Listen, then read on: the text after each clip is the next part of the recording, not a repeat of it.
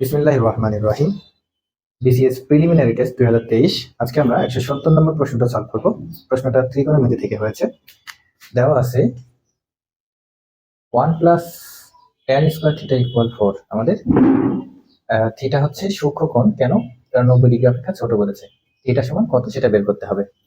তাহলে আমরা অঙ্কটা তুলে নেওয়ার পরে আমরা লিখলাম tan square theta equal 4 - 1, tan square theta সমান 3। এখন আমরা উভয় দিকে বর্গমূল করব। কেন? কারণ এখানে আমাদের স্কয়ার ফরম্যাটে রয়েছে। এখন আমরা জানি স্কয়ার আর রুট ধ্বংস হয়, তাহলে এখানে পাবো আমরা tan থিটা আর এখানে পাবো √3। আমাদেরকে জানতে হবে যে কত ডিগ্রির মান হবে আমাদের √3।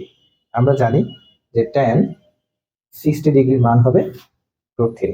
তাহলে tan আর tan যদি উভয় দিক কেটে দিই তাহলে আমাদের 60 ডিগ্রি থেকে যায়, অর্থাৎ থিটা ইকুয়াল হবে 60 ডিগ্রি। ওকে, আল্লাহ হাফেজ।